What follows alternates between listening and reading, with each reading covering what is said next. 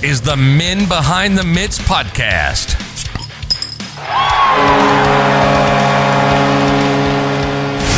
Hosted by Big J. And now, here's your favorite beauts. All right, guys, welcome to episode 31 from Men Behind the Mitts. Silky, how you doing today, brother? How are you fellas doing today? I'm excited, man.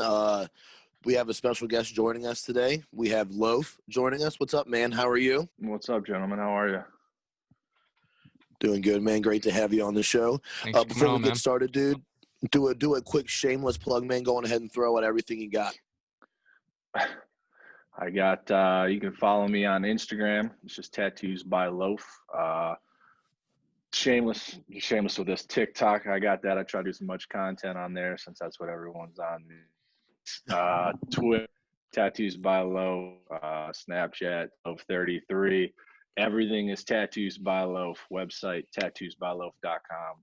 I'm a whore for my own brand. Everything is There you tattoos go, by man. Loaf. Any type of, you want to go on LinkedIn, tattoos on by Loaf on LinkedIn. I got you every which way. Hell yeah. No, that's so legit, dude. All about it. All about the promotion and the brand. That's what we're about, man. Absolutely. So much respect to that, man. 100%. Well, awesome, man. Well, thanks for joining us on this show. We've been following you on the Instagram for a while, man. I know we've done a little collaboration in the past and stuff like that. So it's good to get you on the show, man. How you hanging up? Are you doing all right with this with COVID going on, man? How you hanging in there? Yeah, we're good. We were shut down. I think it was in March. We got shut down March till June. So we had like a pretty decent little shutdown there, which sucked. For the first 2 weeks after that, I didn't really give much of a shit because it was nice out, so I got to get a bunch of yard work done. But Right. as soon as we opened back up, the floodgates opened, and we've been banging ever since then. So we're definitely not lacking any type of clientele or anything like that at the shop. Shop's been around for 16 years, so we're doing pretty good. Yeah, on that's our awesome. side. Oh yeah. How about you guys? Is it messing with you guys at all? I know that Silky was saying that the rinks, you guys are still being able to skate a bit, so that's a positive. Yeah, he's able to skate. Ours are open, but now we have to be. We can't use the locker rooms where I'm at. I'm still in DMV, but yeah, we can't use the locker rooms, and it's getting a bit cold now. It's down to like in the 30s and stuff like that. So getting dressed outside kind of sucks right now. So no one's really coming to pickups and stuff. When we do go, it's pretty much like private ice. But I mean, it's a goaltender is harder to find than anything in the world right now. But yeah, other than that, man, we have no idea when the league's supposed to start back up at this point. We're kind of just hanging on by a thread right now. So for, like I was telling Silk, like we got shut down for 3 weeks. I was telling you as well, we got shut down for the 3 weeks. So we can still use the dressing rooms and everything like that. But there's like 5 or 6 rinks around here where like if you have to skate, you got to wear a mask, you got to dress in your car, all that stuff. Like we don't gotta wear masks in our league or anything like that. So that's a positive. Yeah, that's brutal. We wore masks. I skated one time with a mask, and like I pretty much just had it around my chin, and it really wasn't a big deal. Like they didn't say anything. But, man, it was just the fact of having it on. It sucked, man. It was just another thing. I was like, damn it, man. Like, on a fucking skate. I can't even skate. Like, Not me, I'll man. wear it just because it helped me complain about how bad I am. It gives me like a crutch. Like I'd be doing a lot better if I didn't have to wear this damn mask. I'd be skating around everybody. We have showers up here in Buffalo. We have full locker rooms and showers. We have so many skaters the last 2 times. We've had to go to 3 locker rooms, and so I've been blessed to be able to shower still. I couldn't do it without. I can't do that drive home. Damn, that drive home same. is oof. Nah. I need showers. yeah, just this week just we got sketchy. showers back at the gym. So I was like, I took my first shower at the gym. I was like, whoa, this is so nice. Like that drive home is just not fun. No, plus if you're going to the locker room and you're not showering, it's sketch. You can't just show up and not shower. Like that is suspect. We got rules over here. Our team, shout out Dirty Mike and the boys. That's the beer league team I skate with. We got rules. You come to skate with us. If you're not swinging that hose, you're not skating the next game. It's just not happening. I like it Just though. no go. Yeah, fuck that shit. Yeah, Especially if you go out absolutely. after, you got this bum You gotta fucking let- tagging along like a turd on your shoe. Ugh. Fucking shower. Yeah, Go away, bud. can't have that. That's a bad look for the guys, especially the single guys, right? Yeah. How are you Oh, gonna boy. wheel when you got buddies smelling like a bum's nutsack? That's just not gonna work. And there's nothing and it overpowers the whole area. Just the one guy ruined the whole evening. Like, Oh yeah. Throws the whole jam off. so I'm going to do it again. I've never said it before on the pod, but man, we have this one guy who used to shower before he plays. I don't remember why. I can't remember who else that question, but yeah, he showers before he plays too, before and after. So whatever, whatever floats your boat at that point. Yeah, right. It's a weird superstition, but that's all right. I got weirder, so it's cool. I've heard of weirder, I should say, so that's all right. True shit. I've heard some weird So- ones too. So Dirty Mike and the boys, that's your beer league team? Is that like you guys do tournaments and stuff too with that team, or do you roll like a different squad or anything like that? So before I joined the guys, I think they did a few tournaments. We've been talking about doing tournaments here and there, but I mean we're just straight up Tuesday nights, just going out there and everyone's just crushing beers before we get on the ice, and then we're just skating around having a good time. We're not. No one's trying to get too serious with it. I mean, if anything, if we ended up doing any traveling or anything like that, it'd just be an utter shit show, I'm sure. Right. But it'd be the best time. It's a great group of guys. So Tuesday nights are always something to look forward to. Absolutely. That's I like legit, to man. do some tournaments. I've never done a beer league tournament, so I think it'd be fun. Yeah, they're well, some of the ones that we've done a few beer league tournaments where it's like you can actually drink and have a good time and it's not super competitive. But me and Silk, both of us, man, Right. we're just competitive. So like usually end up doing like a league where we can't afford to drink in, and then we just punish ourselves on the sauce the night before. So like the next day we're just absolute garbage. Like the Sunday games were so bad. Yep. No, we're just saying like we at heart we are beer leaguers, but man, we're such tryhards, like us and like usually the squad we roll with. So it's like we even though we're gonna hustle and we know we got coming up, man, we always do it, man. Don't know how to turn it off. That's our demon for sure. Yeah, I think that like with us, there's definitely a few guys that are still trying, and I'll get out there and I'll try for the first period, and then like really go balls to the wall. But after that, buddy, I'm pretty much gassed and pretty much worthless. I got to give it my all for the first few shifts, and then that's about a wrap for me. But fuck, I think by time the Zam is almost off the ice, that's when most of the boys are coming in the locker room from the bar and getting ready, and even our attendees, gets on the ice right when warm-ups are done, and that's his stretch, is getting Nice. from the bench to the net. Nice. So, but it's Wow. cool. I've played with guys that are like super competitive with the beer league, and that's fun too. But I want to stick with this group of guys because you got it, like it's a perfect half and half of guys that Yeah. are just out there having a good time, and a couple guys that give a shit. Yeah, absolutely, man. Our team that we play with, man, we're the misfits down here. Definitely gonna be missing Silk up here. He's up in Buffalo now, but we'd have like the perfect mix of like we have a couple guys that are just great, hands. They help carry the team a lot, and then we've got guys that like are still learning how to play, man. Right. And it's just cool, man. We have this whole level of a team, and everyone's so chill. Like it's really when we play puck together, man, it really is a good time. Like getting to skate with these guys, and then back when things were normal, we going to get beers and stuff afterwards. Like you said, man, it's a good time. We're a Sunday night league, so sometimes I don't always get to go out because I get up at freaking crack ass in the morning on Mondays, but Sundays, that's a tough look, dude. And what's late, like we play like some of the games like 9:30. Like I mean I shouldn't complain. I know some leagues that start like midnight on Sundays. So yeah, fuck, buddy, those are early games out here. 9:30 game is like the golden game. I think our last year, the last game started at like 11:30, 11:45. So like those games. Oh yeah, it was brutal. And like me, I tattoo. It's like I gotta get up early, but I got kids. Like they're waking up pretty early. But half the boys are waking up at 4:35 in the morning. Yeah. Right? So you get the skates, show up, and there's like 4 or 5 guys there plus the goalie if we're lucky. And it's just like some of those games are pretty brutal. Yeah. I'm a 4:30 guy. I'm up pretty damn early, and I'm like, dude, like my bedtime's like 9:00, 9:30. Like on a good day, I'm like, yeah, get some good rest. Like, and looking at your Instagram, you have like a traditional style, man. What do you normally shoot for? Like, what's your particular lane that you try to go for?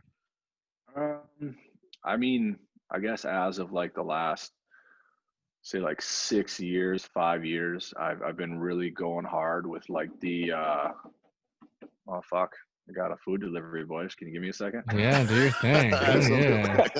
My fault. So yeah, like as of the last 5 to 6 years, I would say I've been really focusing on like more like the geometric side of things, but Polynesian tribal, I guess as most people will notice, is my main focus as of the last few years. Like I've really dove into it pretty heavy, and I prefer to do that over most things. I mean, most of the time when someone comes to make an appointment with me, that's what they're asking me for.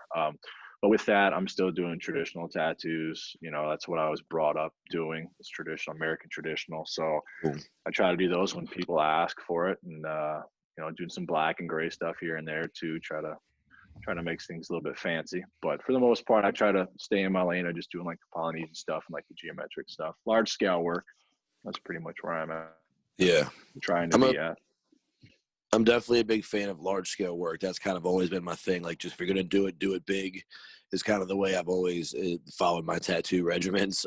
But yeah, man, the geometric and the Polynesian, man, yeah, that you nail it, dude. The your lines are so crisp, man. I just wanted to say, dude, your line work looks incredible, man. It really is. Yeah. Thank you. I appreciate that, man. Thank you. It's been a long journey. Yeah, how long total have you been tattooing? You may have said it earlier, but I may not remember.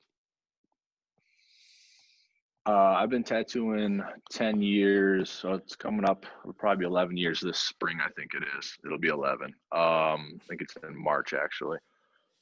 So I started. I guess to give you the whole background, the whole story, sure, right? Man. Absolutely. I started in Toledo, Ohio. Is where I found I got my apprenticeship. Worked down there for about a year, or did my apprenticeship for about a year, 8 months, and then went from there to back up to Michigan. Then went from Michigan back to Ohio. Then I went from Ohio to Florida, which was crazy. I got a phone call from a buddy of mine. He's like, "Hey, we're hiring. You know, talk to my boss." I'm like, "All right, cool." Guy's like, "Yeah, you're gonna make $1,000 a week, you know." And I'm like, "All right, bet." Yeah, for sure. Sounds good, right? With my wife, I'm like, right, yeah, because I'm making $200 every other week is ridiculous. So I call up my then girlfriend, now wife, and I'm like, "Hey, like, I'm leaving. Like 2 weeks, I'm out of here." And I don't even think it was 2 weeks at that time. So shitty move by me, but hey, you know what are you gonna do? So I skip town. I go down to Florida.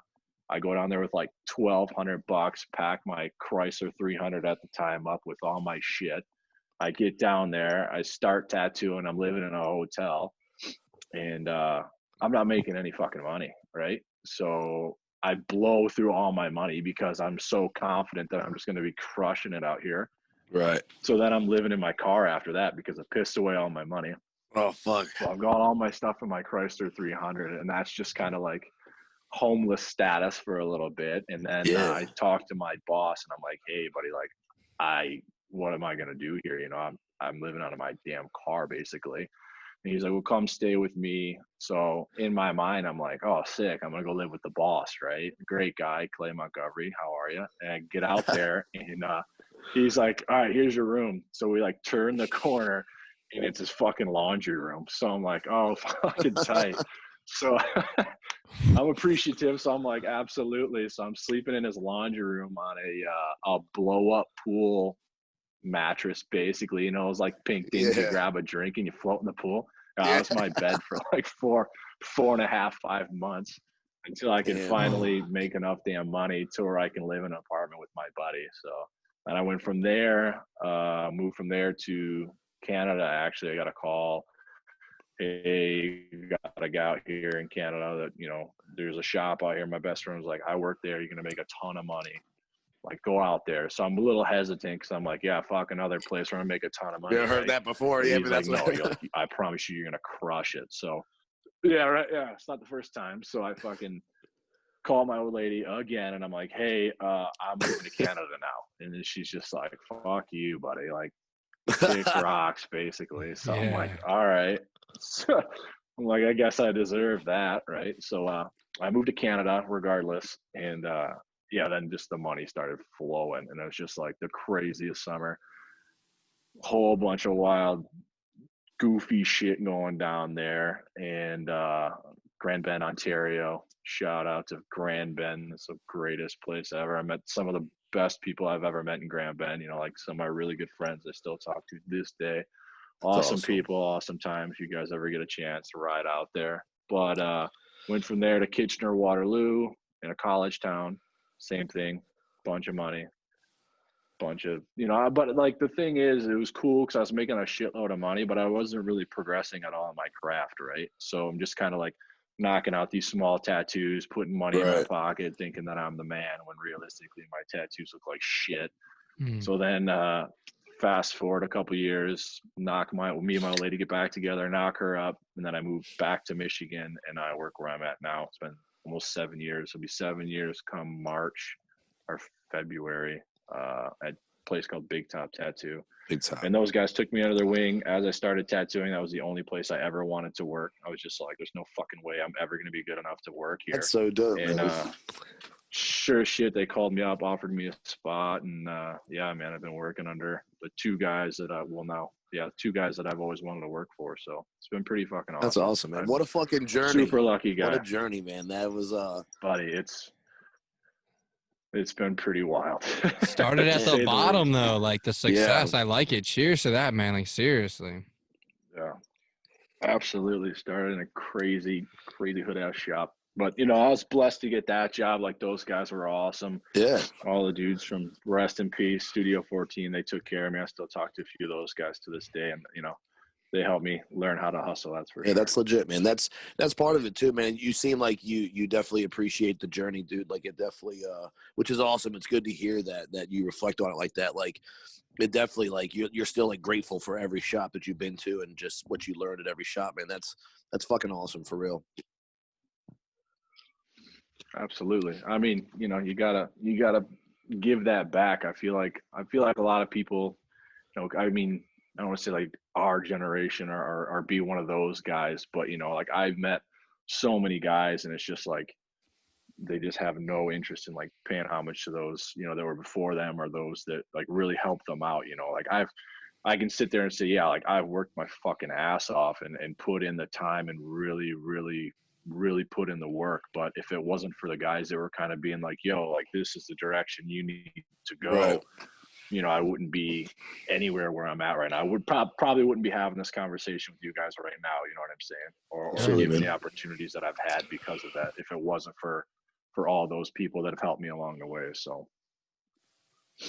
And that's a great way to look at it. And it's great. It's funny because I'm exactly that way with my craft, like with my full-time job. Like, I do a lot of mechanical work, and it's what I've learned a lot from people around me, you know, work with other mechanics and stuff like that. So soaking that stuff in daily, man, and being appreciative of it is so important, because, you know, really, man, it's definitely building the whole resume. That knowledge and everything just doesn't, you know, once it's in there, it just keeps getting better and better. And like you said, you can see it in your work and stuff like that. Like, you can definitely tell that you put time into that particular craft, man, and it's definitely shows. Awesome. I appreciate that, man. Thank you. When you do like the geometric style, like, so you sketch all that as well, I'm assuming. Now, is that a little bit more fine point, obviously, with it being so geometric? Like, can you break that down for me? That's something I don't really know much about on that one. So so I kind of approach the geometric stuff. I try to approach the geometric stuff kind of similar that I do with the Polynesian stuff, as far as like flow and stuff like that. But like with the geometric stuff, that stuff I draw all, you know, now I use an iPad. I used to be paper, but now I just use my iPad to draw it all out, you know, and place the stencil on and do that. But like when it's the Polynesian stuff, it's just straight just drawing it right on the skin and then tattooing it right off of that, just because that's awesome, you can't man. really pick up the flow of a person's body, like the muscular set up on a person's arm, you have to draw it right on there for it to fit the best possible way. Yeah, so I'm a big fan of. So I'm a real it's big fan of nerve-wracking, but draw arms, man. I got tattooed by a guy, Mahi, out in Hawaii.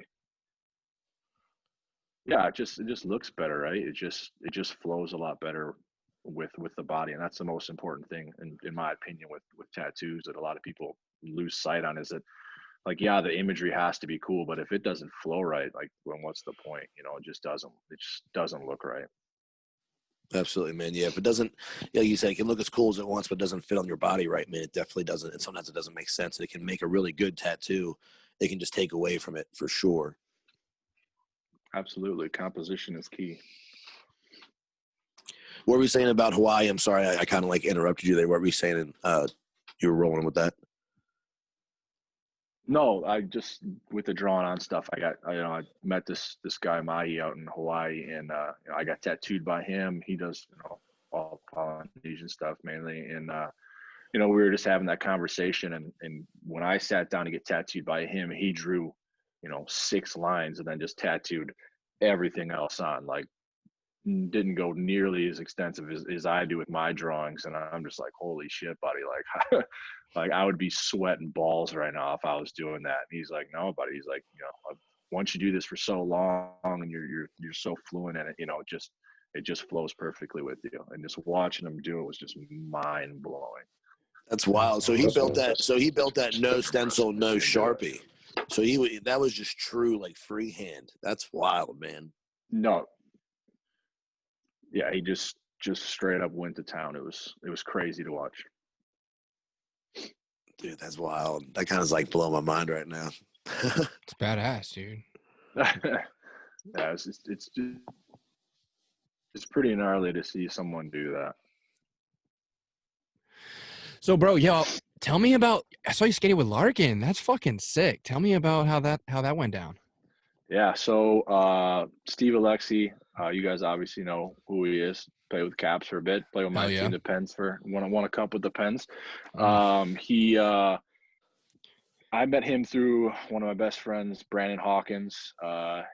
He was playing in the league with him. He played at Northeastern, and then now he's playing. He was playing with in Pitts, but now he's playing for Toledo in the wings system. So he was like, "Hey, my buddy's got this league out here that I play in. This is called the Eastside Elite League. It's like, it's where all the pro guys, all the from the league, the A, down to the coast, and then like major, junior, D1, all those guys. That's where they skate during the summertime." So I went and met him. We bullshit a little bit, and he had all these jerseys, and he brought up this idea like, "Hey, I want to do sponsored jerseys this year. So we're looking for sponsors." He's like, it'd be cool to have a tattooer on board. We've never really done that before. And I was like, fuck yeah, buddy, I'm down. Like, that's awesome. Yeah, man. Let's run this, And he's like, you can design your jersey, do whatever you want. I was like, fuck yeah. So let's go with that. So I just did a bunch of like hockey designs that you guys have seen before. Yeah. Tossed them on the arms, and then we did like a basketball style jersey for the first run of it. Yeah, that thing's legit, dude. Yeah, man. Like the first one was nasty, right? And then like as like the years have gone, I think this is my third year doing it.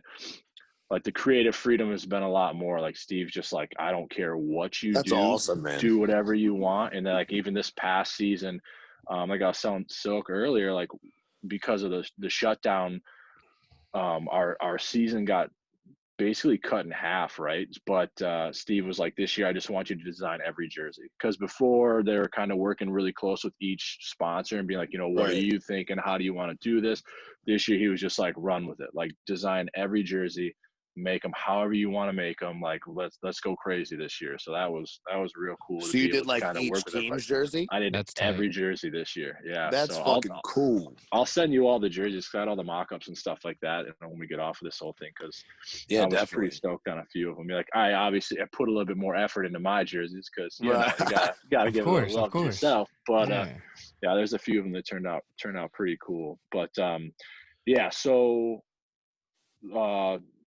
kicking back to the original part, why Hawk's like, yeah, let's do this. And he's like, I'll have a team. I'll be, Tattoos by Loaf will be the team that I play on, and I'll get a bunch of the boys who's playing with BG at that time, Bowling Green. So I was like, yeah, absolutely, let's run it. And I get a phone call. I'm actually texting with Hawk, and Steve calls and is like, hey, I got to talk to you guys. And so then we get back texting in a group, and he's like, so Larkin just texted me and he wants to bring a team in this year, but the only way he's going to do it is if he's got Loaf's jerseys. Yo, that's so dope. Yeah. For me, I'm like, oh shit, like this is perfect, because like when I got into the whole entire league, obviously is to be around hockey and to kind of be around that and be able to hang out in the rink. But at the same time, like business wise, I'm looking at it like, yo, this is perfect for me. Like this couldn't have worked out any better. But in the same time, I'm kind of fighting in my mind because like Hawk got me into this. Hawk's my boy. Like I don't want to be like, yo, like I got to pick this guy over you just because of his name or whatever. So I asked Hawk, I'm like, yo, whatever you want, man. Like if you're cool with it, I'm cool with it. If you want to keep the team, we'll keep the team with you. I literally, whatever you want, brother, because you got me into this whole entire thing. If it wasn't for you, Right. I wouldn't be having this conversation right Respect. now. He's like, Respect. he's like, no chance. He's like, take Larkin. Like, come on. He's like, you take those guys. And, because at the time, the first year it was Larks, it was his brother, a bunch of his cousins, like 3 or 4 of his cousins, I think. And then Alex DeBrincat was on the team. His brother Andrew was on the team. That's sick. DeKaiser was on the team. So it was just like a laundry list of guys, Fucking and it was studs, just like, yeah. And I mean, we ended up winning the championship that year and in the year following as well. But it was just like, the first year I got in there, I think there was maybe 10 guys in the league. The following year, there was like 12 to 15. And then the next year, I mean, it just continuously grows. And, that the game that I played with Larks and those guys, he's just like, Steve was like, you should come skate a game, you should play a game. And I'm like, dude, I'm not playing a game with these guys. Like, are you crazy?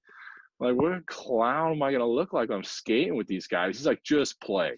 So I hit up one of the guys and I was like, yo, if you guys are cool with it, like I'll play against the worst team in the league. You don't even have to let me play. Like I'll just hang out.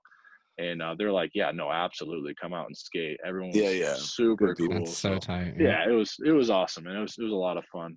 It was jokes because I'm out there dying after the first 15 seconds because these guys take 2 steps and they're 6 feet behind you. But yeah, dude, unreal. It was a cool experience.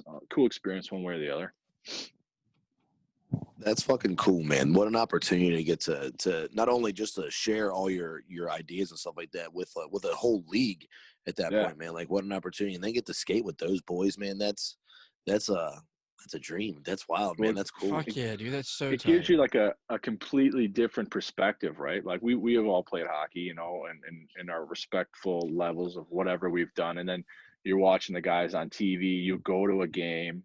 And you're watching, it's like, man, you get down on the glass for a game, you're like, holy shit, like this is pretty fast. But when you're next out level, there, and you're behind them, you're like, holy shit, man. Like there's just, it doesn't even make sense. You meet guys that are like, yeah, I could have gone. And it's like, no, you couldn't have. No, like, man. Go skate with these guys and you'll see what you really would have done. Yeah, like no zero shit. chance. But yeah, man, it's pretty rad. I wish I'd explain that to people that like never been to a hockey game or like are just getting into hockey. I'm like, yeah, it's fun on TV. It's great. I said, go to a game. It'll change your whole perspective. Then I'm like, next time, sit on the glass and you'll really see that they're going balls to the wall, 1 foot, grinding it out, getting murdered.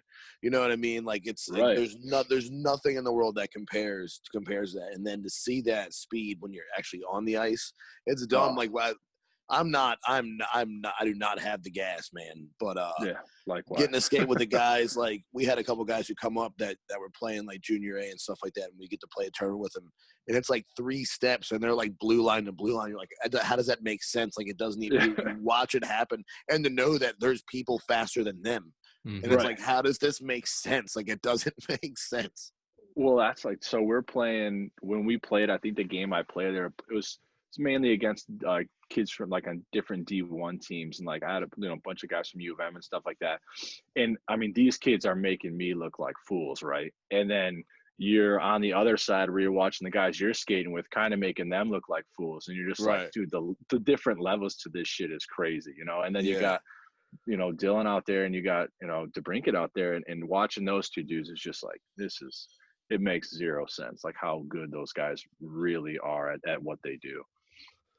It's exactly what you said. The levels, man. When you just see when you see how good someone is, and you see that, and you know and see that someone's better than that, and they make it look even like what's so impressive is they make the game look so easy when they're that good. Like you're just like, oh yeah, you just got to go right through here. But I could never do that. But they're just like, it's like cake work for them. It's one of my favorite things about watching. It's so beautiful. Like when they have that IQ, man, that's just next level. Like you said, it's one of the best things to watch. Yeah, it's funny, like you're saying about, you know, telling people like, you know, watch a game, go to a game, get on glass and watch a game. So I took my wife to her first ever hockey game, right? Like when we first met, she didn't know much about hockey. And then, you know, she went to a couple of my games when I was younger. And so we go to one of the Wings games. Anytime Pittsburgh comes to town, we always go to the game, right? So we got tickets up on the glass from a buddy, Peter Klima. I don't know if you ever heard of him. Name drop real quick, but okay. We're sitting on the glass and we're watching the game, and she's like, "Man, this is a lot faster than when you play." I just started dying laugh. I was like, "That's like a low key chirp, but like you need to know that you're doing it, but at the same time, yeah, you're not wrong." That's so long. Shit was pretty funny. That's luncheon and shit. I feel that way when I make I'll post like a video of me like stick handling and then shooting, and like I'm like, man, that's what it looks like when they put it in slow motion on the like the NHL network. I'm like, and it's my full speed. I'm like, God bless it. Like I'll look at my videos and then look at Swaggy's, and I'm like, what am I even doing out here? Like, Beer League Beauty. Like, that's right. And that's all you need nowadays. You don't got to worry about them. All the pressure's off of us, boys. We just got to show it's so up. good. Yeah, it's got to so worry good. about nothing. Might be getting call up soon. OHL, no body checking. We might be no body checking. Full beer league up there. Right? That's the most whack thing I've ever seen / heard of. Fucking. It's crazy.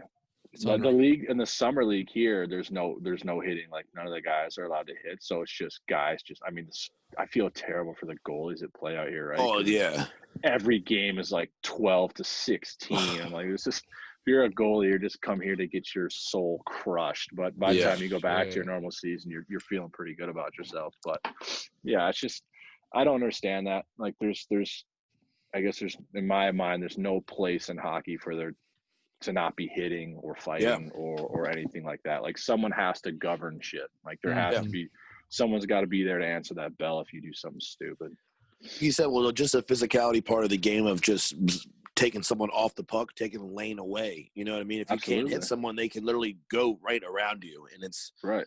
Yeah, I got a lot of those ridiculous penalties in beer league. Just like I didn't hit him, he just kept skating where I was skating. Yeah, I just didn't move. I've said that to a few refs. I'm like, look, I just didn't move. It's not my fault. He ran into me and then got knocked off the puck. Like I just stood there. Like, what the fuck am I gonna do? I'm 6'4". I'm not moving too quickly. Like if you don't get out of the way, I'm sure it's fucking not getting out of the way. It's the worst when it's one of those guys that can't really skate either, and you're just like, come on, look at him. You've seen him out here. Come on. Yeah. you know he can't turn around like that. You know he can't move that fast. Come on. Dude bumps into you in yard sales, and everyone's just like, oh, you're just like, dude, what did you really want me to do in that particular fucking beer league? I love it. Like, you see this guy out here. Get out of here.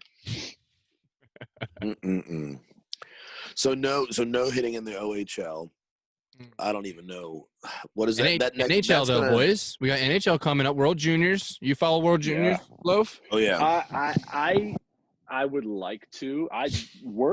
Doing what I do keeps me from watching sports pretty heavily, which sucks. Like if I try to rely on Twitter for all that type of stuff. Like I have a Twitter. Good spot. I never use it. I only use it to check scores and see trade rumors and stuff like that. Like pretty much same for me. Pretty much where I'm at. Like Twitter has no other use in my life other than that type of stuff. But I want to try to get to watching the World Juniors. I want to try to watch some college hockey too, because I mean right now that's all it's really kicking on right now. And everybody I talk to is like, I've just been catching college hockey games like crazy. And I'm like, oh, well, I just canceled my cable, so I have to figure out how to stream stuff.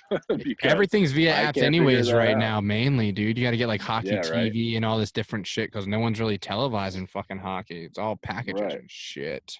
Yeah, it's ridiculous, man. It is. It But is. at least what did they agreed to? What, 52 games, right? 56 Yeah, was 56. is the official. Yeah, the first rumor was the 52, but they locked her in at the 56, man. So, like I said, I'd take something over nothing. So I'm glad we've gotten moved forward.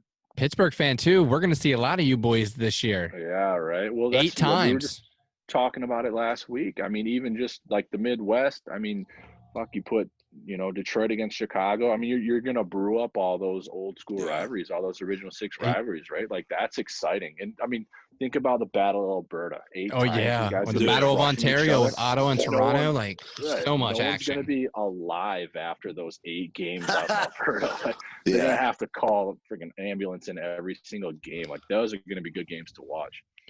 And in the shorter season, everyone knows it's a sprint. That they're being shorter season, everyone knows it's a sprint. So they're going to come out with their best off the jump because you can't sleep in the first month coming out. No preseason, going straight into it. Like you lose the first week and you're out of the playoffs potentially. It's going to be wild. Yeah, every single game is something you really got to worry about. So it's going to be cool to watch, man. It's going to be interesting to see.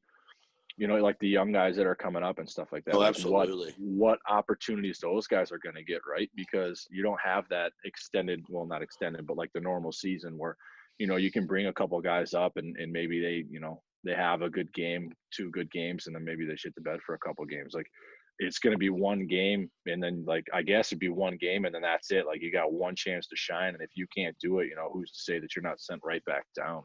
Yeah, so I think the bottom 3 will rotate. It's going to be cool. I think the bottom 3 will rotate pretty quickly on a lot of teams this year. I just think they'll be, like you said, bringing in a lot of guys. Look, you got 2-3 games. You got a little road trip to try. If it's not happening, it's not happening. So or that'll be the difference between good teams and bad teams is the coaches that ride him out. Like, yeah, he had a bad 4 games, but it's a short season. Let's give him a chance to bring it back. Who knows, right? Right. I'm interested to see with the AHL, like what they're doing with that, because like a couple of guys, I said to a fair amount of dudes that play in the coast, and I'm talking to them, and they just figured out when they're skating, so I haven't heard anything about the AHL. Maybe I'm just not paying attention to it as much. I haven't heard anything either, but that's a good fucking point. Where are these 2 guys going to be skating? What those guys are doing from? Well, and not to mention the coast, like 3 teams. I mean, I think it's only 3 right now. It's Cincy, Idaho, and I can't remember the 3rd team, but they just were like, yo, we're not playing this season. So you got to think about all those. Like my mind is like, okay, what about all those guys? Because it's a year contract, right? Like where are those guys playing now? Are they releasing all those guys, or are they holding all those guys' rights? So now you got to think about all these other teams, or it's like, yo, like how much harder is your job to get now? Because that's 3 full squads. The market is so saturated now. Jobs.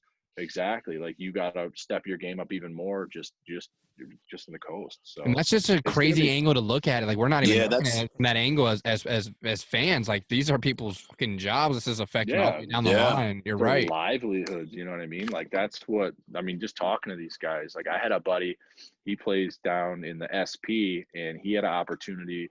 He was going out to Florida for the Everblades camp, and a couple of days beforehand they called him and they're like, hey, like we never mind, we already invited too many goalies. And I'm just like, fuck, man, you know what I mean? Like, oh, it's brutal. You had that opportunity, didn't even get shot because they had so many guys. And part of me is like, okay, why is that? Do you think that maybe because 3 other teams, so that's like 6 to however many attendees that are looking for a job now, so they're like, hey, yo, like what can we do here?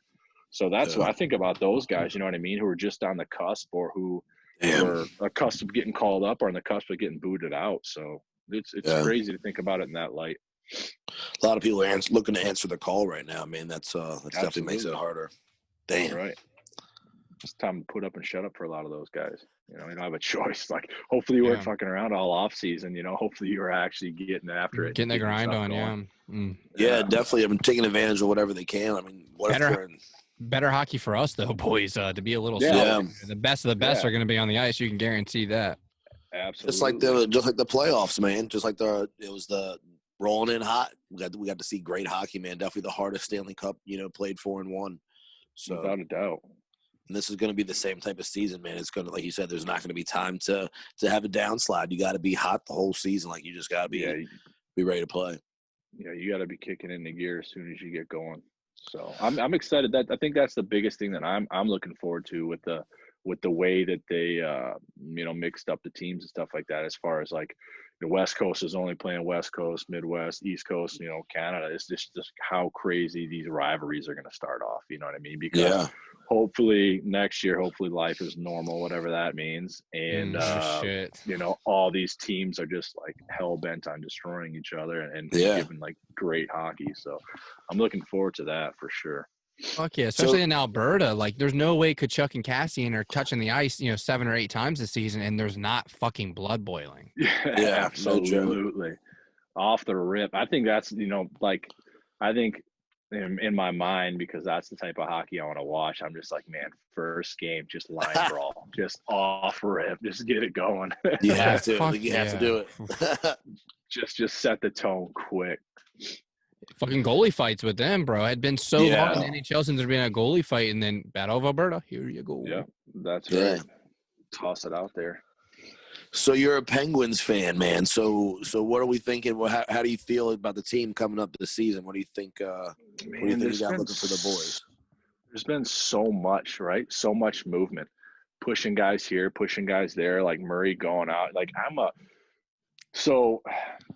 when Fleury left, I was the most disappointed, sad guy probably in the state of Michigan at that current moment, because Fleury's like my number one guy, right? Like most people are like, Crosby or Malkin, or here's a laundry list of other superstars that have played for the Penguins that you can go off of. But when they moved Fleury out, I was bumming. But then, Murray obviously a stud, 2 seasons, 2 cups, can't beat it.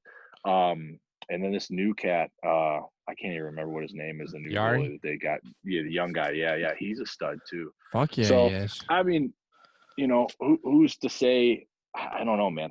With the way that the season's going to be this year, I want to be like, Pittsburgh, no doubt. We're going to, go to the playoffs, and make it work, make it happen, blah, blah, blah, blah, blah. But I can't call it this season. As a Caps fan, though, I'd have to slightly agree with you, bro. Like I have hard to say. Crosby is one of those players, though. If he gets hot, like that streak is just, you know what I'm saying? If Crosby gets hot with Gino, Pittsburgh is just a fucking shoe-in. That's a fucking shoe-in. Right. That's the problem, is you got to get both of them burning at the same time, right? It seems like the past years, it's like either Crosby's killing it and Malkin's just dormant, or vice versa, right? But when you get 2 of them and they're both just moving, and then we get, our maybe not so superstars, our fourth line's killing it, like that's when we really start moving. And then, our goalie obviously standing on his damn head all the time. So you're gonna need some vintage Sid, though. Like you're gonna need some vintage Sid. Like you got to get the kid moving. You got to get him. Yeah, you got to get him back in the game. I feel like ever since this last concussion, man, I feel like he hasn't quite bounced back to like 100%. And I feel you can see it in his skating, and it's really unfortunate because, man, he's one of the smartest guys with the puck. When he's on the ice, it's just, man, he's controlling the outcome of the game at that moment. So Absolutely. It's I love watching the guy with the puck. It's funny because we always, my mom's like, oh my God, Pittsburgh. She goes, I just don't know how you guys talk about him so good. I'm like, Mom, we just love hockey so much. Yeah. But that's something I can praise, man. Is Crosby is that kid's magic with the puck, dude. Absolutely. And people will ask me that, like coming in the shop, because they know, I'm a big hockey guy, and obviously being from Detroit or being from Michigan, you say that you like Pittsburgh, you might as well say that, you punch babies, you know what I mean? Like, yeah, no shit, right? Say relevance. People are like, oh, I don't even want to get tattooed by you anymore, you fucking piece of shit. But, like people are like, as I've gotten older, obviously, when you're a kid, wherever you live, generally who your dad votes for, or whoever, your favorite person, like that's the team that you grow up with, right? So like me growing up, like I was a Red Wings fan, and I grew up as a kid when I was real young, the Wings were terrible, right? Like brutal, the Dead Wings. And then, they got a little better than, we had, as I was in my younger years, we had the Russian Five, we had Lidstrom, we had, but again, all honors list of Hall of Famers that came through Detroit. So it was just like, I couldn't have had a better team to watch or grow up watching, right? So as I got a little bit older, I loved the team, but I hated the fan base because as soon as we would start losing, everyone is just like, oh, can this guys, blah, yeah, blah, just like fair weather, like real bad fair weather stuff, right? So me being, who I was like, oh, okay, well, I don't like this fan base anymore, so I'm gonna go and root for the team that's hated the most. Well, Pittsburgh, perfect, happens to work out. That growing up, I liked, I was a big Lemieux guy, big Yager guy, right? And so it's easy for me now to just be like, I look at players more than I look at teams, like, and now especially going through like with Eastside, now that I've met some guys and like DeBrincat, like I did a sleeve on Alex, like I follow his career pretty heavily because I want him to do well, right? Like that's kind of where I'm at. Like that dude supported me through everything. Like came, got tattooed, super, super nice guy. I want that dude to do well. I want any of the guys that come out of our league, I want them to do well. So I find myself more following how those guys are doing than I do like with the teams and stuff like that. So if that makes sense, like I'd rather watch how those guys are than be like, oh yeah, like obviously I want Pittsburgh and Vegas to win, but if they don't, it's not a big deal. But if some of the guys that I know that are doing well, then that's cool for me. Like I'd rather just see those guys doing well in life. Absolutely, man. I love following a lot of different careers. Love following a lot of different players on a lot of different teams, man. Like Dallas, like I'm a huge Caps fan. Like I bleed red with the boys, but like I'm a real big fan of Dallas. Like Jamie Benn and Tyler Seggs, man, they're like two of my favorite players in the league. Like I follow them. Like if we're out or something, usually I pull for Dallas or something like that. So nah, man, I definitely get it. I love following individual players off every team. So does Silk, man. We're big on it. Yeah. I feel like it makes it funner too. Mm-hmm. It's funner to watch that way, Like, I mean. Well, you can talk about the whole league, like you're not just in your little bubble with your team. Like I can talk about Caps all day, but it's really nice when you just talk about the whole league and everything like that. It's more like you said, it's more involved, it's more fun. Like it's so much. It is where it is, man. That's why hockey is what it is. Like, that's exactly why I have the package and I watch every single game when I can, because when you watch hockey that way, every game's exciting because you know that this team has this player and this player, and they're playing against this team that has this player and this player. So it's like you got players you want to watch on both teams. So any game is exciting at that point. Yeah, right. Absolutely.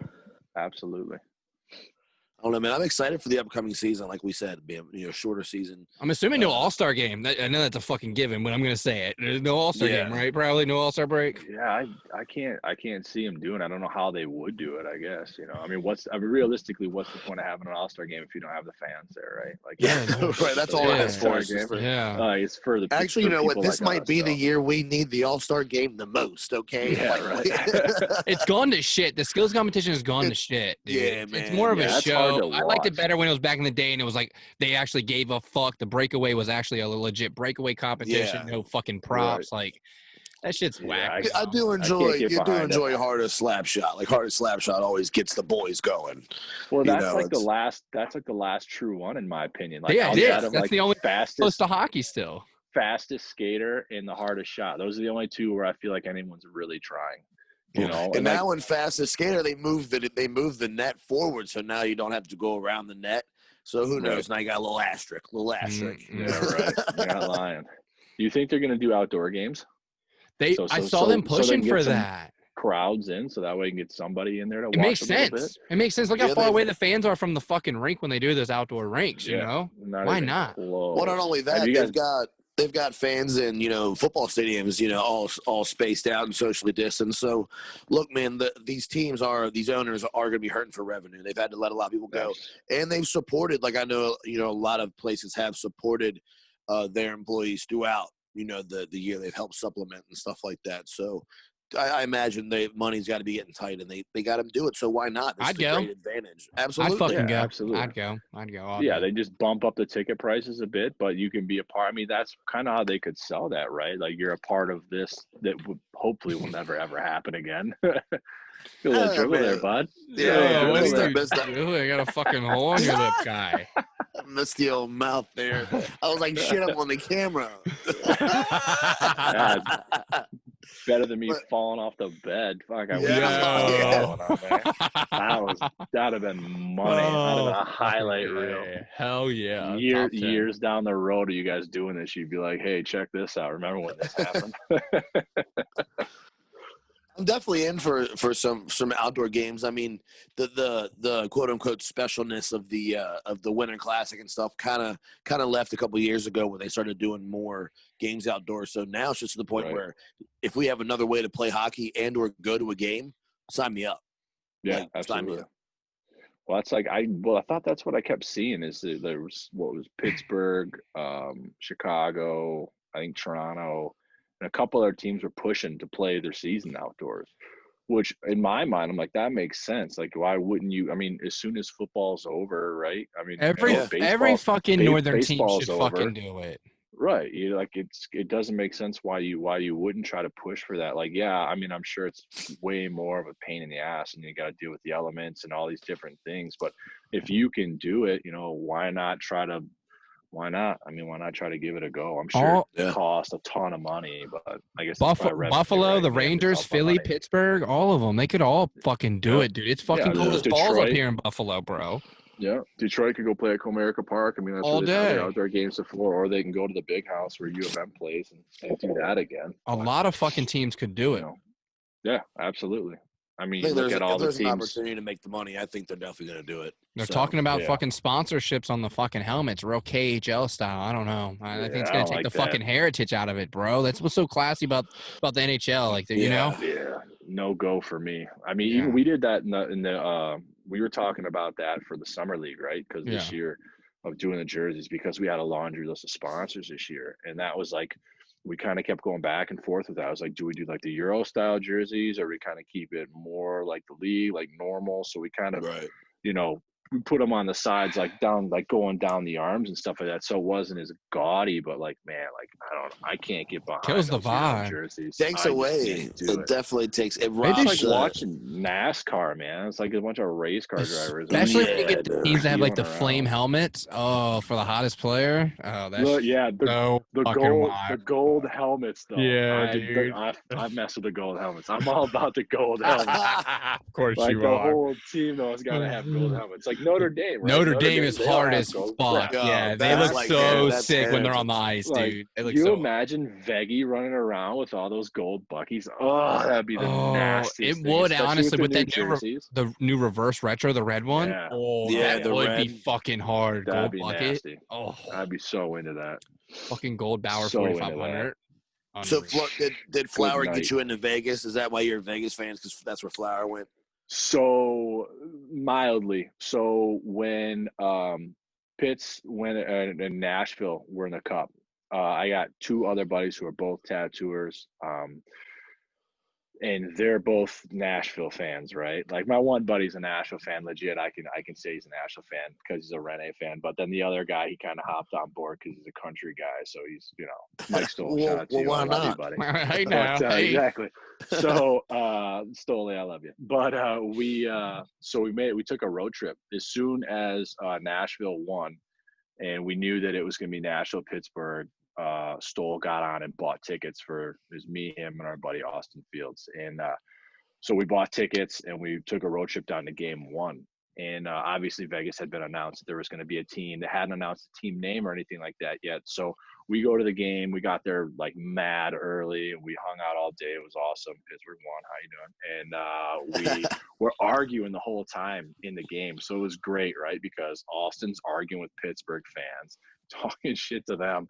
I'm laughing, talking shit to both of them because we crushed them. And I was like, man, on the drive home, I was like, it would be sick if like we all three had a team that we could, root for, because sports and tattooing, it's not really a thing, like most guys that are into tattooing do not like jocks or guys, got jocks or guys that are into sports, right? So it's hard for me to meet with anybody on that level to be able to have a conversation with them, especially about hockey. So I was like, yo, if Vegas comes out and the team name is cool and the logo's legit, we'll be Vegas fans. And they're like, yeah, we're down with that. So came out, Golden Knights. I was like, nah, kind of like, that's kind of whatever. But then like logo came out and everything was, the colors, and we're like, yeah, the colors are smart. Yeah, The colors they're are legit. money. We're So blessed we're to like, have all right, Vegas. If it wasn't for Vegas, we wouldn't have our cup. So thank you. Yeah, that's the truth. Thank you. Thank you, Vegas, for coming to the league and giving us our cup. Thank you. Brutal. 2018, never forget. Never forget 2018. So mean. Yeah, man. Great series, those guys though. play, That was a great series. Hockey. Those dudes, that's the funnest hockey to watch those guys play. Yeah, no joke. Bar none. I'd rather watch them over any team in the league. I mean, without a doubt.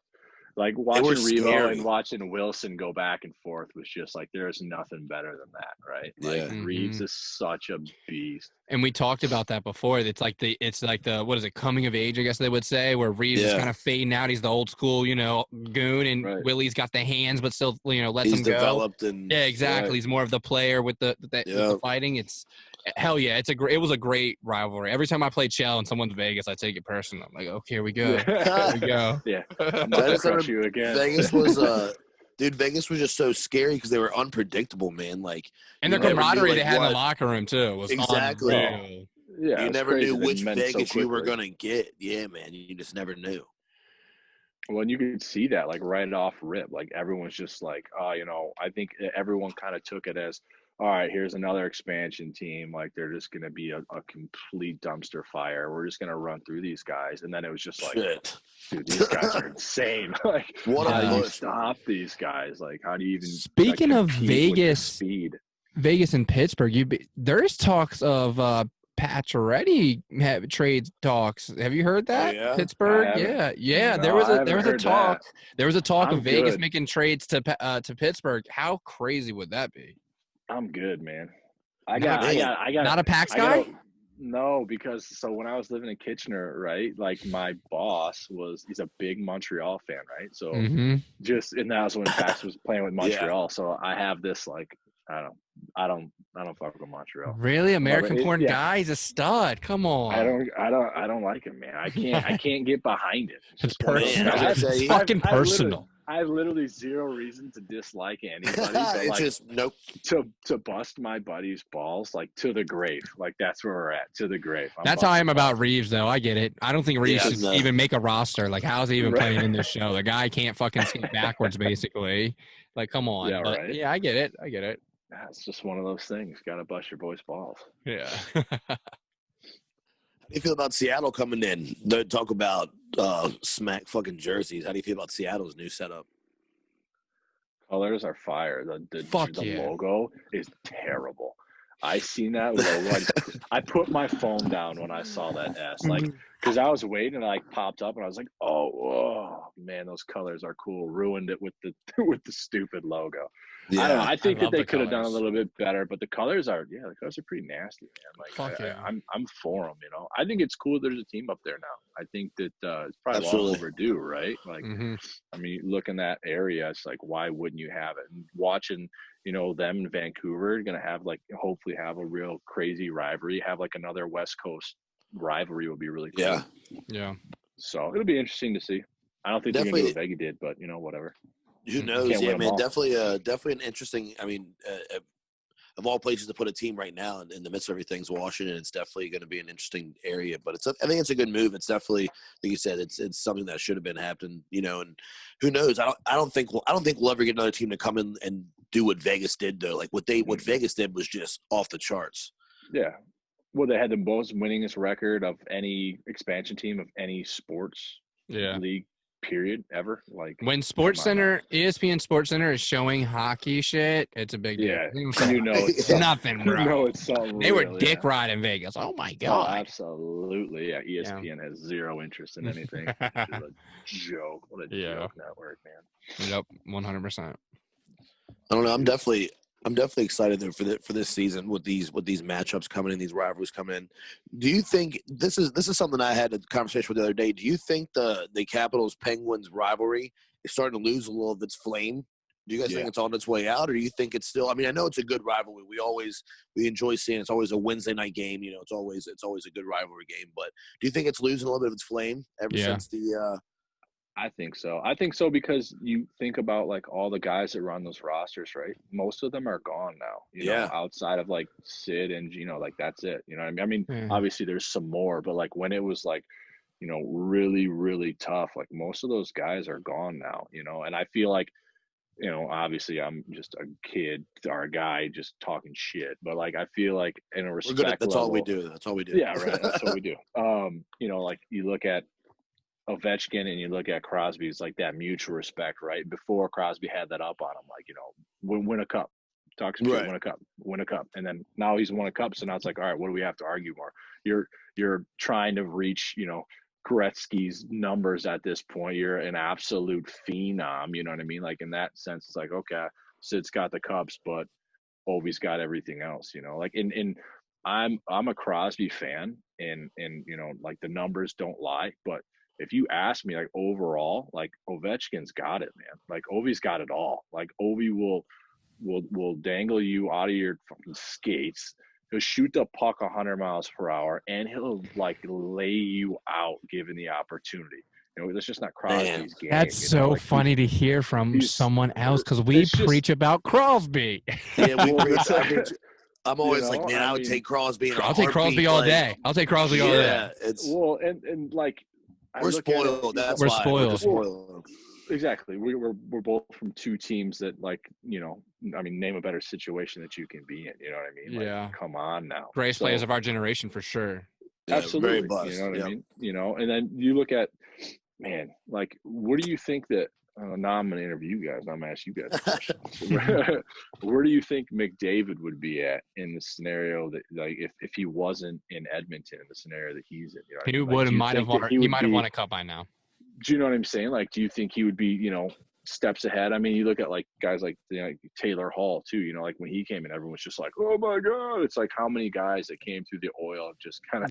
Ryan Nugent Hopkins too is still there. Like what he could have developed something else. Yeah, right. So it's just like first round picks. Are those guys? I mean, obviously those guys are next level, being Ovi and Crosby. But it's like, what if Crosby was stuck with the Oilers? What if Ovechkin went to the Oilers or some other team? You know, in that Buffalo. You know what I mean? Like, what happens to those guys? Like, yeah, they're still as good as they are, but are they winning cups? Yeah, like Jack Eichel, for instance, too, or Dylan Larkin in Detroit. You know, well, so you have to credit the organization because what they did is they built around those players. Right, that is something that Edmonton is struggling to do. You know what I mean? That's something they've struggled to do. Meanwhile, I mean, we battled we had our demons with the Capitals. You know, it took us a while to get the team to get the support that Ovi needed to have the run. Like it took us a while to get that. So. I mean, if McDavid was on a different team, I think the outcome was different. Like Soki said, I think the outcome was totally different. He may have had a cup already. Also, that injury, you know, that collarbone injury too, starting off young. I mean, it kind of set him back a little bit. It really kind of pushed his sophomore year, you know, technically. But I mean, that kid is, man, he's top two. I mean, number one, would you say? And I would say number one, McKinnon's number two. Yeah, and I was about to say, look at Colorado, for instance, when you build around a player. They finally built around McKinnon. And that team is fucking nasty, bro. Like they're the West Coast Tampa Bay Lightning. Like Audrey, bro. Watch out. So, but touching back on the rivalry too, like talking about these players, like Crosby came in and he had Mario, you know, and then we had an organization that was willing to just throw money around Ovechkin and, you know, coming in at the same time. Yep. So, but on the rivalry aspect, like when we won that cup, it did kind of kill it because before it was that hatred. At least on our side, it was like, man, fuck Pittsburgh. They knocked us out of the playoffs. Yeah, it was fun. Yeah. And then they go on and win that year, and it's like, oh, we just would have beat them. What would have happened with us? Again, like, and then to finally get it, it's like, Pittsburgh? Fuck Pittsburgh. I don't give a fuck about Pittsburgh. We got our cup. Fuck them. Yeah, we're already here. And exactly. That's what. Like the fire kind of burns out, right? Because you already got there. Like, what more do you need to prove at that point? I feel like that's what always Pittsburgh said. Like, where's the cup? And you're like, damn it! Like, there's no answer. Like, you're fucking right. Like, there's no argument. There's no argument. Yeah, and the worst was here. Like, we'd leave games and they'd beat us on a regular season game, and they would take. There's this monument right outside the arena, the stairs, and they would. Every single Pittsburgh fan would meet there when they won, and just start chanting, "You can't beat us!" And there's like just walking out there hammered like. I'm ready to go. God. What'd you say? Yeah, right. 50 Pens fans. There's nothing you can do. They got Crosby. They got 2 cups, and that was just like in our face, like every year. Like whatever you do, Ovechkin get the Rocket. It doesn't matter what happens with your goalie, how well he plays. You can't beat Pittsburgh. You can't beat Pittsburgh. So when I went to one of the games, I think it was like the second game I took my wife to. I had a Pitt's hat on, and I had like a Violent Gentleman free plug right there. How are you? Shirt on, and dude, the amount of shit talk I listened to the entire game, and then Pittsburgh ends up winning, right? So then the rest of the walk from my seat to my car, I am just letting everybody have it. And like, dude, it's not really a city to mess around in with some of these fans. Like some of these people take it way too serious. Like me, like realistically, I don't care, man. If Detroit beat Pittsburgh 200-0, I could literally give a shit less. I don't care. But you get these other people that are just like, they live and die by it. And I'm just like, well, I'm definitely going to push your buttons now because you're running your mouth this whole entire game. And that's definitely the best part about going and watching them play against the Wings. And now it's cool because, you see Larkin out there skating, and like you see some of these guys out there that you could see in the summer and kind of hang out with. It's on like a different level now, but like it's definitely fun to get down there and talk a little bit of shit, especially like my daughter. I took my daughter to the game the last couple of years, and when I take her, I always try to get real good seats up against the glass and stuff like that, so she can experience that. Because I never got to do that as a kid. So the first time I sat glass was with my daughter. You know what I mean? So it's cool to be able to kind of have that every single year that we go. And now, every time we're always down in Detroit's End when they warm up. So Lark will skate by, and he's seen us the last 3 games and gives my daughter a puck every single game. Oh, that's so tight. So I'm wearing a Pittsburgh jersey. My daughter's in a Pittsburgh jersey.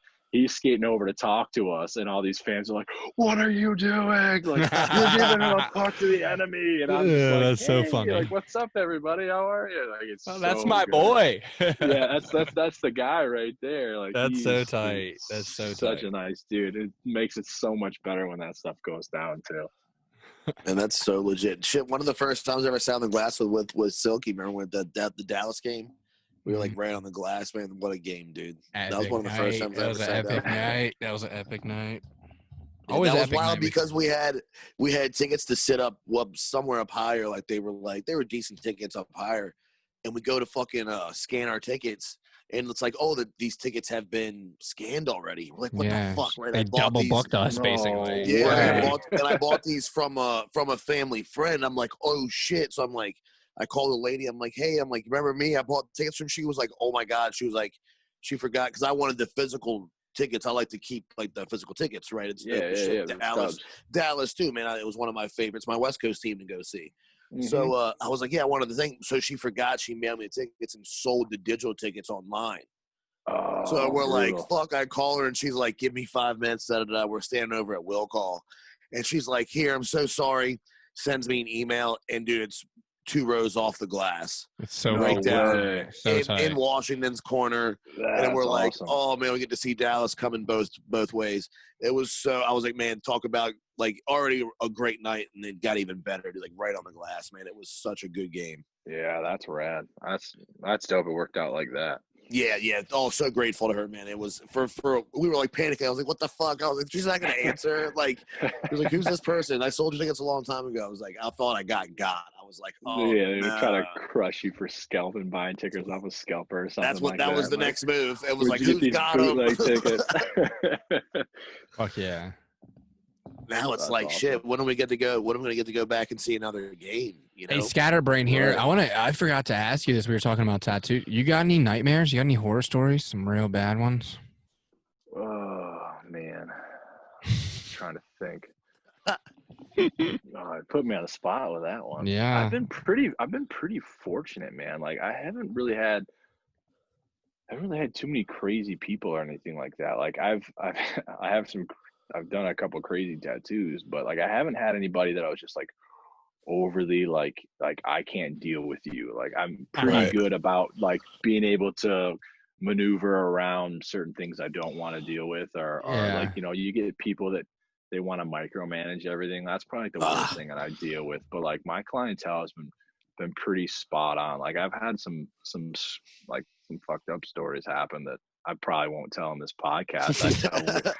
I tell when we weren't recording, but yeah, I haven't really had anything too crazy. Like so yeah. Here we with go. you doing the bigger pieces, you probably spend a lot of time with your clients. You probably get to know them pretty well. Absolutely. You know, sitting there for hours sure, working on them. Yeah, I mean, it's the weirdest thing about like tattooing, I guess, is like you spend so much like this woman's like I just finished her day with like 43 hours on her leg, right? Wow. So yeah, man. once a month I spend 8 hours with this woman. She's awesome, you know, she's the best. But like the craziest thing is you spend so much time with these people, and then when you're done with the tattoo, that's it.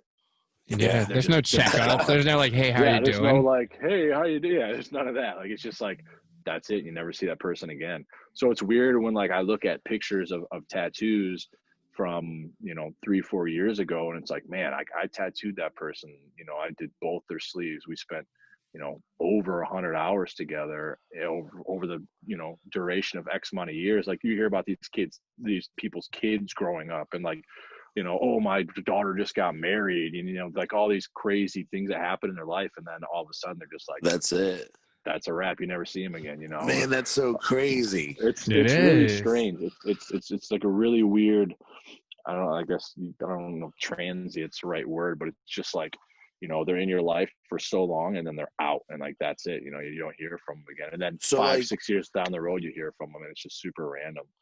Yeah, like one of my tattoo artists, like he was a friend of mine, man. Like he did stuff for me for like over 8 years. Like I would just hang out in the shop all the time, like after school. Like I started when I was young, like in high school. Like I just go hang out at the shop. I feel like the shop kept me out of trouble, to be honest. You know what I mean? Like me and a couple of friends would just go to the shop, hang out there, and then, you know, we would do a bunch of random silly tattoos, a lot of random piercings, and like I don't know, it just kind of was my way to stay out of trouble. And it's crazy, man. I haven't seen or heard from that guy. Like I've looked for him on Facebook and everything, and he's just like gone like off the thing. And now like one of my other tattoo artists, he's just like a friend, you know, like he does different pieces for me and stuff like that. But yeah, man, with him, like I'd spent a lot of time with that. So it's crazy how you build that relationship.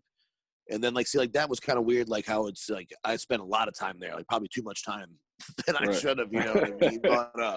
But it's crazy because I remember all the random, just thinking about through the random experiences of like we should do this quick jammer or something like that. Like that was kind of how I started, was doing jammers. And then I was like, oh shit, like we should just do big tattoos. Like why the fuck not? Like if you're going to do it, pass this right up and just go to the big stuff. Exactly. Yeah. Well, that's what I try to tell people. I'm like, look, you're going to get 6 or 7 of these small tattoos. Why not get 3 or 4 of them, make them real big, and you got a whole, you know, something to really work towards, you know. And that's not for everybody. I get it, but it's just like as I've grown older and understood, you know, that it just makes more sense. The same thing. Like once I hit 18, I was in a tattoo shop. Like all my friends were hanging out there. Like that's same gig. Like if I had money, I was getting tattooed. Like that's just where my money was going. Yeah. So I'm covered in a bunch of small, like dumb little tattoos. Yeah. You know, but you know, whatever. If I would have known, I would have done this. If I would have been this, I'd fuck be it though. But rich and all this other crazy shit. You know, dude, the experience is what it really is, right? And that's exactly for me. Like, you know, like all my tattoos, like I have a terrible memory. If you meet anybody, they'll be like, dude, like you have literally the worst memory of all time. Too many hits to the head, I guess. But like, I can remember every single tattoo, where I got it at, like who did it, and what was going on at that time. So like, and that's what lends into like these people, right? Like you build that relationship and you create that bond with those people. And like for me, I learned this at young in tattooing, and I think that's what's helped me be successful, is that like 80% of the tattooing is the experience.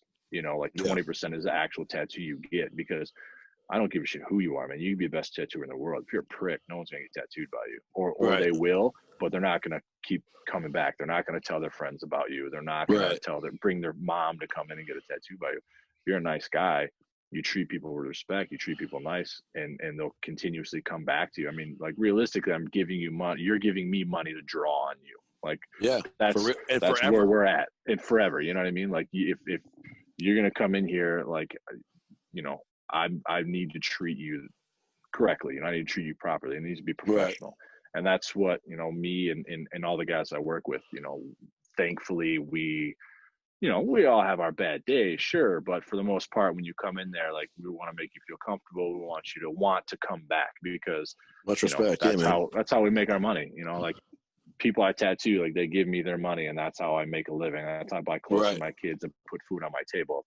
If I'm a jerk to you, why are you going to give me your money? Like, tattoos aren't cheap. You know what I mean? Like, and I understand that. And, I'm not cheap. The shop's not cheap. I'll tell tell to everybody that comes in, that someone's like, oh, him and Han. I'm like, look, we're not the cheap shop. I'll tell you that off rip, but we're one of the best shops. I'll tell you that. Yeah, that's important like, too. We can back our product, and that's, and it's not being cocky. It's just look at it. You know what I mean? You get what you pay for, too. For what it is. You get what you pay for. Especially in that game, man. Especially in that game. You're getting, I got this for $50. Well, it looks like you got it for $50.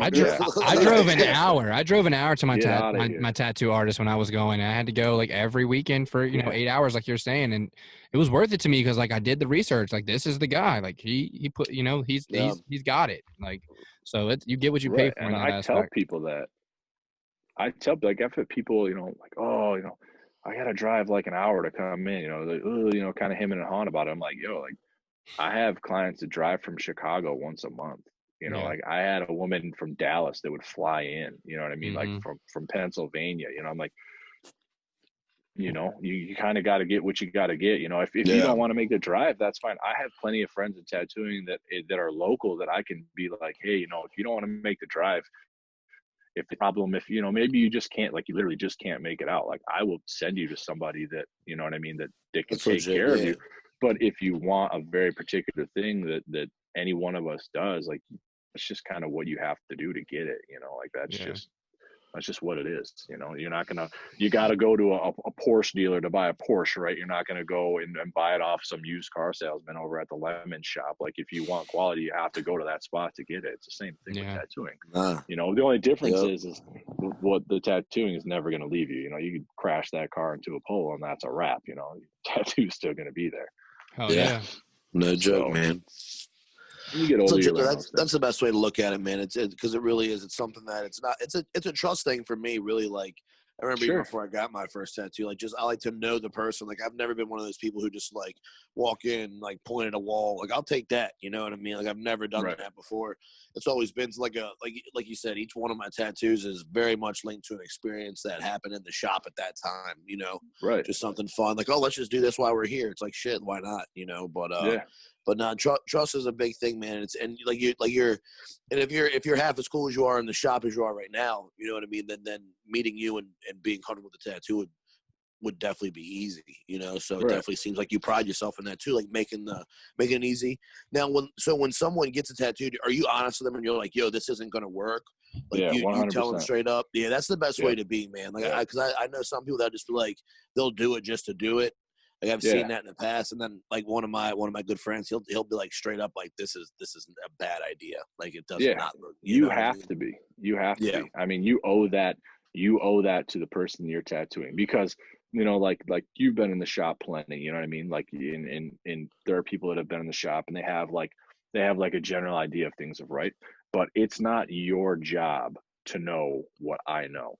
It's my job to educate you and tell you what is what and what isn't. You know what I mean? So like, I'll have plenty of people that'll come in and be like, I want to get this, and I'll be like, yeah, like I'm not like, yo, that's stupid, that's not gonna work, but I have to be like, yo, like, this just not gonna work. Like, I tell people, like, look, I would love to take your money. There's nothing I would love to do more than take your money from you and do this tattoo and you leave and everything be good. But I was like, but everything that I do, though it's your tattoo, my name is on that. So I do something stupid that I know is not going to work. You leave, it looks like hell. You're telling every single person who did that tattoo. And when someone's like, oh, who did that? You're like, oh, Loaf did that. And they're like, well, I'm not going to that guy because that guy sucks.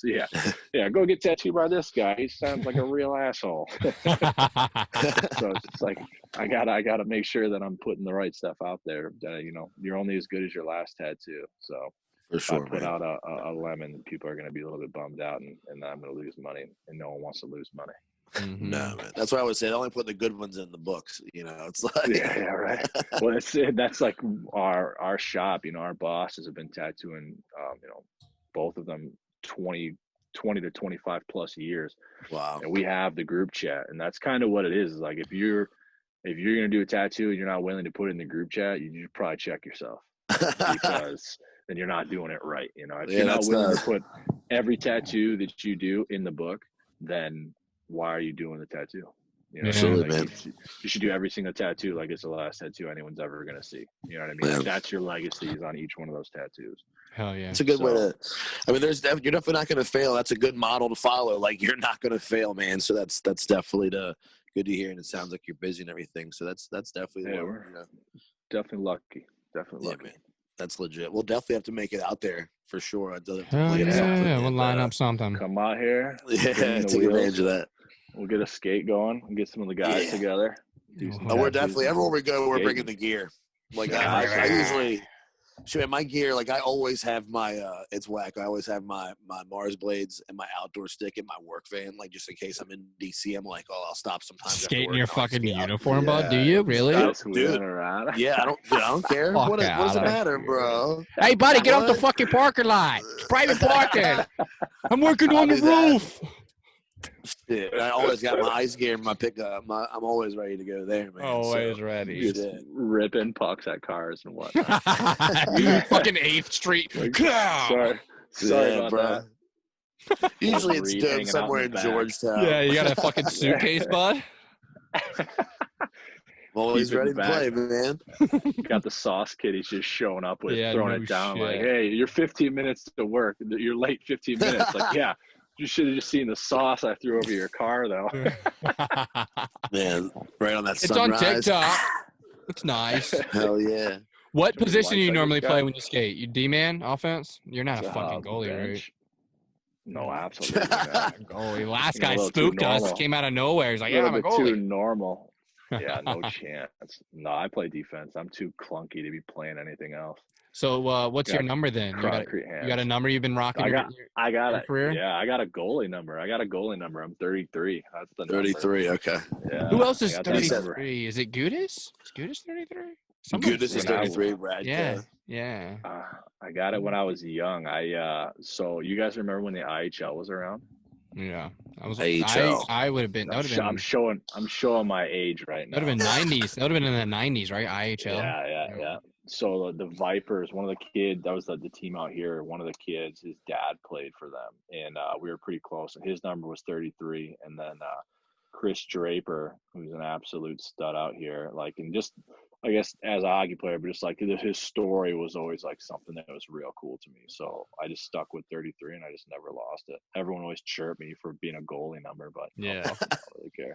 That's tight though. Had to ask. That's tight though. Yeah, absolutely. Yeah, big fan of the hockey numbers out here. Love to know the background on them. It's what we do. Sure. You guys, do you guys ever make it out to Detroit for any games? No, I've never been. It's the original six. I've never been to the original six. Yeah. And I got to. It's on my bucket list. It's on my bucket list.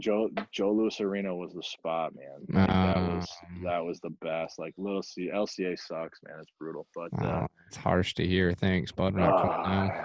Sorry. Hey, I wouldn't blame you. I wouldn't tell anybody to come out here and watch a game anymore. If it would have been. Well, we're looking for a W for sure. If we want to guarantee the boys are going to win, let's go to a Detroit game. It's definitely a positive way to spend that time. You're definitely going to get a dub this day nowadays. I get fucking stabbed leaving, huh? Yeah, hey, whatever. just flip your jersey inside out, right? I mean, you guys' colors are semi-similar. yeah, no shit. I got family there. Games now they would know anyways. Josh, I got family there. Well, I was gonna say I got family there. My uncle always gives me shit from when they smacked us in the 90s. What was it, 98? Yeah, well, we didn't really deserve to be there anyway, but man, they that was the old sweepy poo. Oh, yeah, what a team though they had back then. Which side? Say that again. You broke up. I was saying which side? You fucking Detroit was fucking loaded. Remember? Yeah, you know what I'm saying? Caps are fucking. Yeah. They had a bunch of old guys. Yeah, that was like dynasty times. Adam Oates, guys on the back end of their fucking careers. Bondra. Yeah, right. Yeah, Bondra. Holy shit, I haven't heard that name in a long time. Yeah, You what know, a fucking stud. Oh. That's another Peter. I was saying earlier, Peter Klima. That guy, he played for the Wings back in the day. He won a cup with Edmonton, but that guy, I tattooed him. He's an old dude. He played with Proby and all that stuff like that. Shit. So he would tell me stories about that because he'd have a couple of pops while we're tattooing him, and he said that him and Proby went over to Canada one night to a ripper spot, and Proby was mashing away at drinks, and Peter was helping him out a little bit, and the bartender was like, "Yo, like that's a wrap, like you guys, like last call." So they ordered like 6 more beers each, and Probert is like, "Yo, I'm not leaving." And the bouncer was like, "No, you're leaving." Probert was like, "No, it's not happening." And I guess the guy grabbed him, and Probert turned around and knocked him out, like one hit him, just dumped him on his ass. Peter said he was just sitting there drinking his beer. He's like, "I didn't move." He's like, "I'm not a fighter. I just sit here and I just drink my beer." Well, then Proby knocked out the other bouncer, and then the cop showed up, and he punched out 2 cops. Jesus so Christ. they finally arrested him. They arrested both of them, threw him in jail that night, and then Mike Ilitch had to come and pick him up the next day because they had a game. Had to come pick him up out of the jail cell because they're both hammered fighting cops and stuff like that. That's fucking hilarious. Craziest story. That's so tight. Dude. In the good old days, you can't do that shit nowadays, man. You'd be locked away for good, man. Yeah, and you'd be booted from the league. They'd be like, "Get out of here," especially with all the stuff that they were on at that time. Dude. What a killer story. Peter NHLers were a different breed back in the day, boy. They were booted and zooted and ready to go. Dude, yeah, he would tell me crazy stories about how loaded they would get before games and stuff like that, and just like, wild. I mean, just the wild west back there. And I mean, he's super nice guy. I'm not going to put on blast too much, but so Joe Louis, this is a little bit of a long story, but I feel that I need to tell you guys this because this is the perfect place to tell this story. So Joe Louis was like the final game, right? So Peter was kind of dating, kind of not dating one of my clients' moms. And like she used to cut all the boys' hair back in the day, right? Like Stevie Y, all those guys. So she knows everybody pretty well. So they're like, "Yo, do you want to go to the last game?" I'm like, "Yeah, of course. Why wouldn't I go to the last game?" So they're like, "All right, we got the tickets. Meet us downtown. We'll go to the final game. We'll hang out." So Peter's supposed to go do like the red carpet that they had for all the Wings, past and present. It was a huge, huge thing. And we get down there, and she's like, "Dress nice." So I'm like, "Oh, okay, I'll dress nice." So we get down there. I'm like, "Where's Peter?" She's like, "Oh, Peter's not coming." "What do you mean Peter's not coming?" She said, "Peter can't come tonight." So I'm like, "Okay." Like, that's a little bit strange. So we go down there. It's me, her, and one of their buddies. And I brought dress boots down there, so I looked nice, instead of wearing sneakers. So I forget my boots in the car.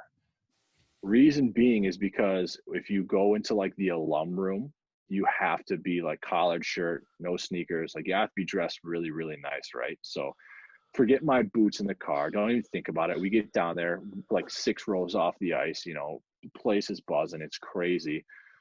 Peter calls and he's like, "I'm on my way. I'm in a cab." So she's like, "Peter's on his way." So I'm like, all right, like now it's about to get real. Peter shows up, instantly starts smashing beers, right? And just getting after it. We're watching a little bit of the game, and he's like, "Yo, fuck this game. This is stupid. Let's go." So we go down to the alumni room, and I'm like, "Peter, like, I don't have boots on." He's like, "Listen, I'm fucking Peter Klima. It doesn't matter." And I was like, "Okay, perfect." We get down there, we go to the guards and are like the security, and they're like, "Yo, we can't let you back here, Peter." And Peter's like, "Excuse me?" And he's like, "Do you know who the fuck I am? I'm fucking Peter Klima." And this guy's like, "I know who you are, Peter. Don't make this harder than it is." And he's like, "Your job, that's it. I'm taking your job. Your job's done." We walk all the way around Joe Louis. We get to the other security guard. That guy's just like, "Hey, Peter, come on in. Just go ahead." So we walk right through, get back to where we're not supposed to be at the time. So we don't have passes or none of this stuff, right? So we're going out there and we're waiting to get into line, to get into the alumni room, and everyone's there. Like majority of the guys from 98, like 2000, I mean, like everyone is there, you know, like all these big name guys. So it was pretty cool to see, especially, you know, being a kid, like these are the guys you look up to, right? So I'm like, yo, like I can't get back there. Peter's like, see that black drape over there? He's like, just sneak behind there. I'll get the attention of the other guy. Meet me in the bathroom. So I'm like, okay, bet. So I duck around, and as soon as I turn this corner, Kirk Maltby is like right here, and he's doing a damn interview with a television station. So I'm like, oh, hey, walk right past them, and they're just both like, oh, what the fuck is this guy doing? I go in there, I turn the corner, and it's like Brett Hall, Mike Vernon, Dino Cicerelli, Chris Draper, through like a laundry list of Hall of Famers that are just sitting at this table when I come around, and they're just looking at me like, who's this dude? You know, covered in tattoos, running to the bathroom. Peter meets me in the bathroom, stole a VIP pass for me, so puts it around my neck and is like, no, you're good now. So we go hang out or whatever, and, you know, all these dudes are around. Well, I'm like, yo, I can't go back in there because I need nice shoes. So we go up to watch the last like 2 minutes of the game, and I see this attendant that's working there, this kid. And I look at him, and I look at Peter, and I'm like, you think that guy's shoes will fit me? And he's like, you're crazy. You're crazy. Like, just get out of here. So I walk over to this dude, and I'm like, yo, man, I'm like, I'm not like trying to be weird. I'm not trying to be crazy. What size shoes do you wear? And dude kind of looks at me like, what do you mean? He's like 11 and a half. I'm like, perfect. I was like, yo, if I slip you a hundy and I give you my Nikes, will you give me your shoes? And this dude looks at me like I had horns growing out of my head. And he's just like, 100? And I'm like, yeah, and my shoes. Dude gives me his dress shoes. I give him my shoes, give him the hundy, go down there, and the rest of the night, I'm hanging out in the VIP spot. Peter leaves because he's like, I'm over this. I'm like, yo, I'm not leaving. He's like, if you don't leave, they're going to kick you out of here. I was like, no. He's like, I'm your golden ticket. I was like, no, Peter, I'm going to take a picture from center ice tonight. You know, when you're out and about, I'm going to send you a picture. He's like, you'll get arrested. Like, don't do that. So they leave. I walk right around, and I walk right out onto the ice. People everywhere hanging out, and I'm just walking around down on Joe Louis Arena on the ice taking pictures and stuff like that. Like, I'll send you guys the pictures. It was the funniest shit, dude. I hung out. Dude, that's so tight. It was super rowdy. These things just died. But yeah, no worries. I wouldn't have had that experience. So shout out Peter Klima for me doing really stupid stuff and not getting. We got to get fucking Peter on here. He sounds like a fucking beauty. Yeah. That dude is the best. That's so tight. So, oh my God. So you were just hanging out with fucking Halls. He's just sitting there. He was probably fucking plastered too, huh? All the dudes were just. Oh, dude, that guy's he likes the sauce, dude. Question: was Madonna there? I did not see him, to be honest with you. Like, dude, when it was, I want to party with that guy. Dude, I was so like beamed in because I was like, you know, they would have thrown me out. Sketched out. Yeah, so I'm just kind of like, oh man, like I gotta go. So yeah, it was pretty surreal. Like, I ended up meeting and, like, you know, McCarty, Eiserman, and those guys talking down there. Like, Konstantinov was going by, so it was like Bowman walked by. So when we were in the family room, you know, because we weren't supposed to be in there, but Peter's just like, yeah, like, I'm Peter. I'll do whatever I want. So we go. He clearly doesn't give a shit, which is awesome. Oh, fuck. Zero fucking cares. So we left, and right when I walked out, Scotty Bowman walked by.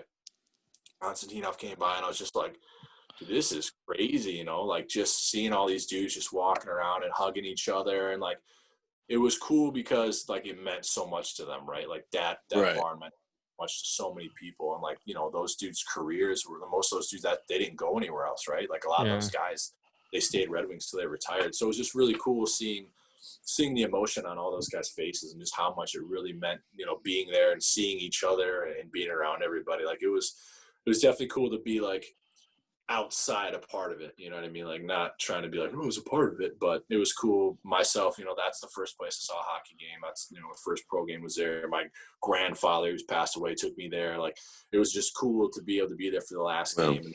It's like, yo, I'm going to push this as far as I can possibly push this before I either did or they throw me out of this place. So that's so fucking rad, though. That's so so tight. legit, man. That's so sick.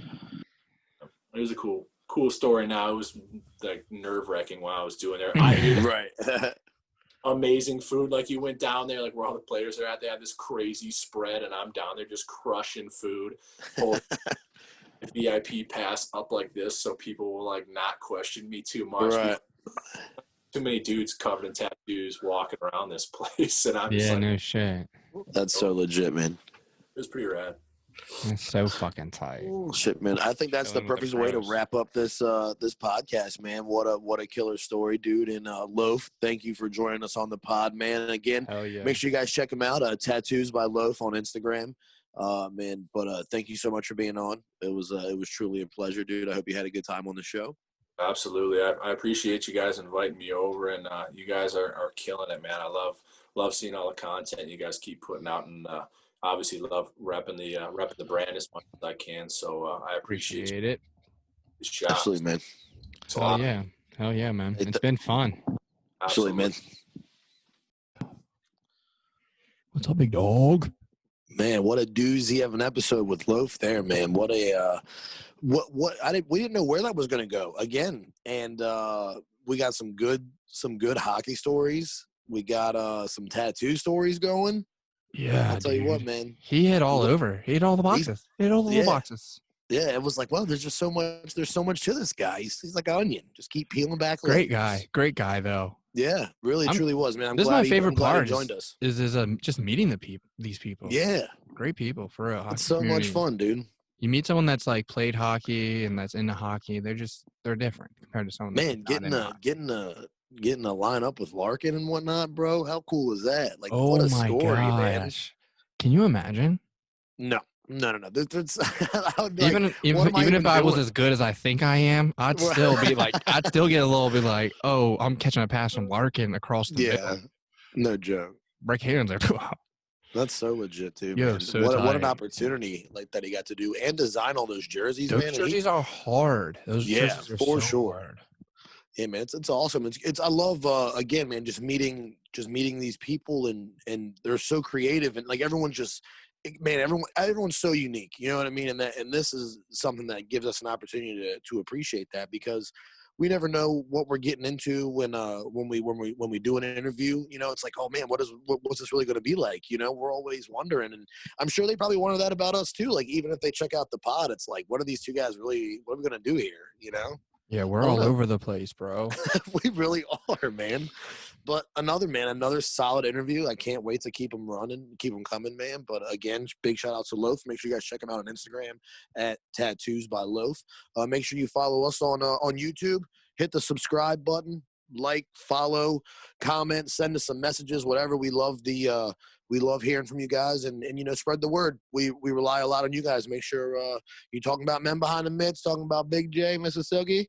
We appreciate you guys, definitely. So, man, what do you think? Keep it going? Yeah, we'll see you folks on the next one. That's for damn sure. Absolutely, guys. Have a good week. The boys from Men Behind the Mitts just want to say thanks for listening. And as always, be sure to follow us on all your favorite social media outlets at Men Behind the Mitts. Brought to you by Silky Mitts Hockey Club. Support the boys at silkymittshc.com.